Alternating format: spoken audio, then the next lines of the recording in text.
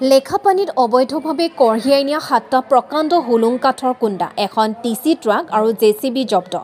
ডিগবৈ বন সংমণ্ডলৰ অধীন লেখাপানী বন আঞ্চলিক কাৰ্যালয়ৰ অন্তৰ্গত টিপং সংৰক্ষিত বনাঞ্চলৰ নিউ এণ্ট্ৰি নামৰ ঠাইৰ পৰা 7টা অবৈধ প্ৰকাণ্ড হুলুং কুণ্ডাৰ লগতে টিচি ট্ৰাক আৰু এখন জেচিবি দেওবাৰে নিশা জব্দ কৰিছে বন বিভাগে। লেখাপানী বন বিভাগৰ বনকৰ্মীৰ এটা দলে যোৱা নিশা বনাঞ্চলখনত অভিযান চলাই পুৱতি নিশা অবৈধ কুণ্ডা কেইটাৰ লগতে বাহন দখল জব্দ কৰিবলৈ সক্ষম হয়।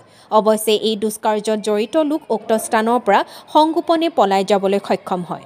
ডিগবৈৰ পৰা বিনন্দ কোঁৱৰৰ ৰিপৰ্ট, অল আছাম নিউজ 30। আজি লেখাপানী আঞ্চলিক বন বিভাগৰ দ্বাৰা অবৈধ কুণ্ডা আপোনালোকে জব্দ কৰিছে, এইখিনি ক'ৰ পৰা কেনেকৈ? হয়, আমি বিশেষ সূত্ৰে খবৰ পালোঁ। আমি বহুত দিনৰ পৰা এই বিষয়ত আমি এক পদক্ষেপ গ্ৰহণ কৰি আহিছোঁ।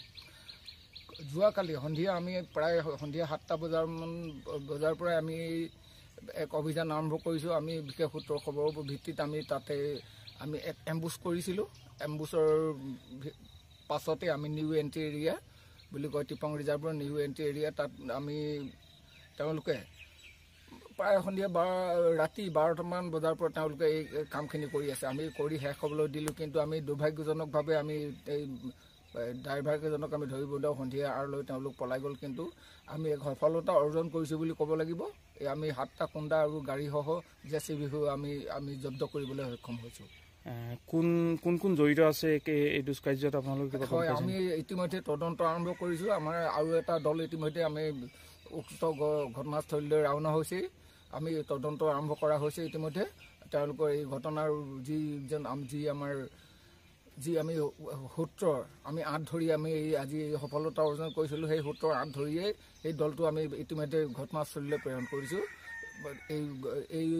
এই দুষ্কাৰ্যৰ সৈতে জড়িত ব্যক্তিক আমি কৰায়ত্ব কৰিবৰ বাবে আমি যৎপৰোনাস্তি চেষ্টা কৰি আছোঁ। আমি যিমান দূৰলৈকে গম পাইছোঁ, এই অবৈধ কুণ্ডাসমূহ বিভিন্ন সময়ত অৰুণাচলৰ যি জয়ৰামপুৰস্থিত বিভিন্ন প্লাইউড ফেক্টৰীলৈ প্ৰেৰণ কৰা হয়। এই ক্ষেত্ৰত আপোনালোকে অৰুণাচল চৰকাৰৰ লগত কিবা এই বিষয়ে কথা পাতিছে নেকি? হয়, ইতিমধ্যে আমাৰ উচ্চ পৰ্যায়ৰ বিষয়বৰ্গই এক পদক্ষেপ গ্ৰহণ কৰিছে।